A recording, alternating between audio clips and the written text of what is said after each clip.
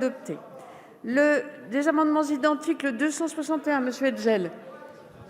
Oui, merci beaucoup, madame la présidente. L'objectif de cet amendement Vous la donnez. est là aussi, d'aller jusqu'au bout de la logique que nous défendons depuis le début, qui est de considérer qu'il faut exclure de ce pass, évidemment, les jeunes, et notamment la tranche d'âge 12-18 ans.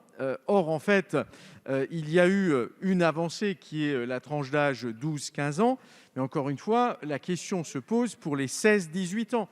Et je ne comprends pas pourquoi on exclut aujourd'hui, là aussi, on fait en sorte, en l'occurrence, que l'on rende obligatoire un pass vaccinal pour cette tranche d'âge.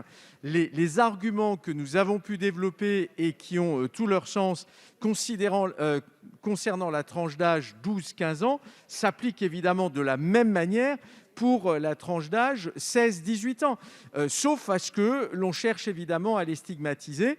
Et encore une fois, il serait souhaitable que cette tranche d'âge puisse aussi évidemment exercer un certain nombre d'activités, et vouloir les stigmatiser n'a absolument aucun sens. C'est la raison pour laquelle cet amendement propose que, évidemment, on n'applique le pass qu'à partir de l'âge de 18 ans, qui est aussi celui de la majorité, et donc que l'on exclut évidemment du dispositif les mineurs.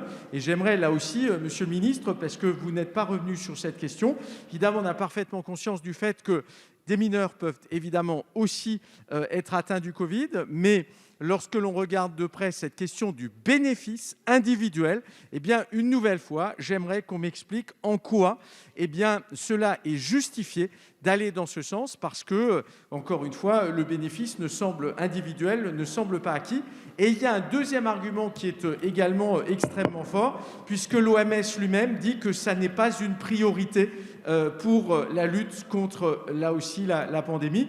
Donc, pourquoi voulez-vous absolument aller dans cette direction ?